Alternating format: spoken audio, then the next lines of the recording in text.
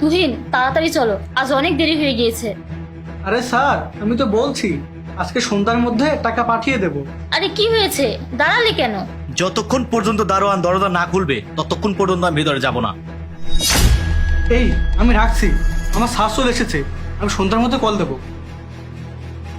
আরে কি হয়েছে, আজও গেট খোলেনি তো কি হয়েছে? প্রতিদিনই তো খুলে দেয়। আরে না অপু, আমি অনেকবার খেয়াল করেছি, যতবার দেখেছি ততবারই ও ফোনে কথা বলছে। আর ও ফোনে কথা বলার জন্য টাকা নেয় নাকি দায়িত্ব পালন করার জন্য টাকা নেয়? স্যার। কি হয়ে গেছে ফোনে কথা বলা?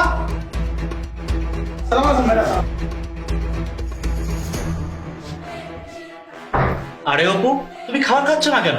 আমি না আজকে খাবার আনতে ভুলে গেছি। সমস্যা নেই, আমি খাবার অর্ডার করে দিয়েছি। এতক্ষণে মনে হয় চলে এসেছে, দাঁড়াও আমি দেখছি। আরে না না, তুমি কেন যাচ্ছ? ওই দারোয়ান আছে না, ওকে পাঠাচ্ছি। দারোয়ান? হ্যাঁ দারোয়ান, দাঁড়াও আমি ডাকছি। দারোয়ান, এই দারোয়ান, দারোয়ান এদিকে আয়। হ্যাঁ স্যার, আসছি। হ্যাঁ স্যার, বলেন।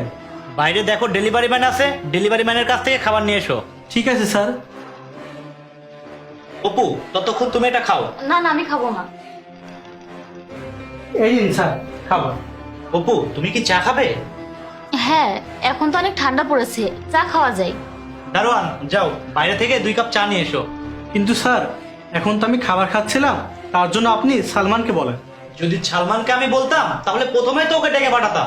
এত বেশি কথা না বাড়িয়ে 2 কাপ চা নিয়ে আয়। ঠিক আছে স্যার, আমি যাচ্ছি। খাবারটা অনেক সুস্বাদু ছিল। এই নিন ম্যাডাম। স্যার, স্যার আপনারটা।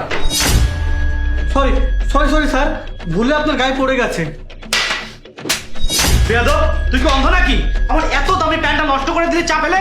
স্যার, ভুলবশত পড়ে গেছে, আপনি আমাকে দয়া করে মাফ করে দেন। কিসের সরি? দূর হয়ে যা আমার সামনে থেকে বেয়াদব। আরে তুহিন, তুমি এই সামান্য বিষয় নিয়ে বেচারা কর্মচারীকে চড় মারলে।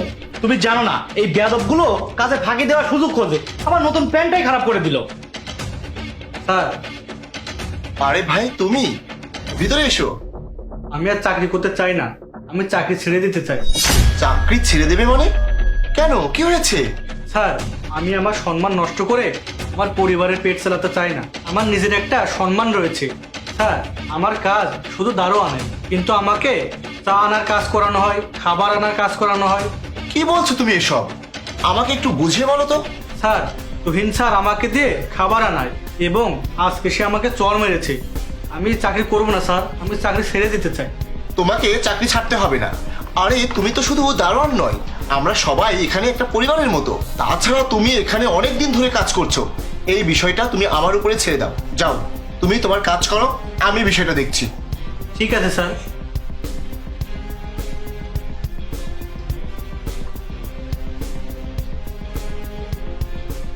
হ্যালো ইমন, তুহিনকে তাড়াতাড়ি আমার কাছে পাঠাও।